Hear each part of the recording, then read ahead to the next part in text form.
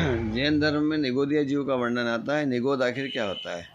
Bacteria और virus जो microscopic जीव हैं, इनसे भी अति सूक्ष्म परम सूक्ष्म जो जीव होते हैं, जो कि सिर्फ केवली गम में होते हैं, जो आंखों से दिखाई नहीं देते, किसी भी उपकरण से दिखाई नहीं देते, ऐसे निगोदीय जीव होते हैं। और वो निगोदीय जीव अनंत होते हैं, हमारे शरीर में भी पाए जाते हैं। ऐसे निगोद से ही निकल करके हम फिर 1 इंद्रिय, 2 इंद्रिय, 3 इंद्रिय, 4 इंद्रिय, 5 इंद्रिय संगी मनुष्य भाव धारण करते हैं, और उसके बाद में फिर हम मोक्ष जाते हैं। तो ऐसे निगोद में हम अनंत काल तक रहे। निगोदीय जीव 2 प्रकार के होते हैं, इतर निगोद और नित्य निगोद। तो इतर निगोद के जीव तो कभी भी बाहर नहीं निकल सकते, लेकिन नित्य निगोद के जीव जो हैं वो 6 महीने 8 समय में 608 जीव बाहर निकलते हैं। ये नित्य निगोद में भी 2 प्रकार के जीव होते हैं, बादर और सूक्ष्म।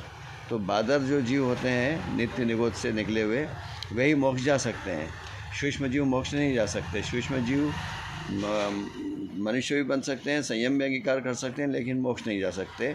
लेकिन जो बादर होते हैं नित्य निगोद से निकले हुए जीव, वो जो है वो संयम अंगीकार करके मनुष्य भाव पा करके मोक्ष जा सकते हैं।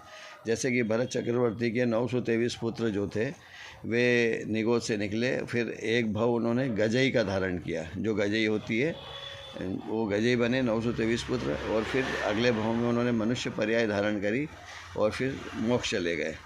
तो इस तरह से वे 923 पुत्र मोक्ष गए बादर निगोद से निकल के। इस प्रकार हमने भी अनंत बार हम निगोद से निकले और मनुष्य बने, लेकिन वापस हम निगोद में पहुंच गए, क्योंकि हमने सम्यक दर्शन की प्राप्ति नहीं करी, मिथ्या तो नहीं छोड़ा।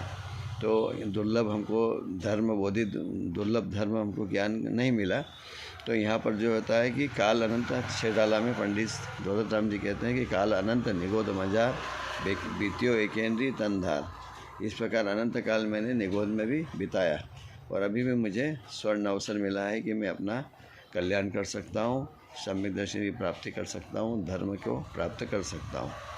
जय जिनेंद्र।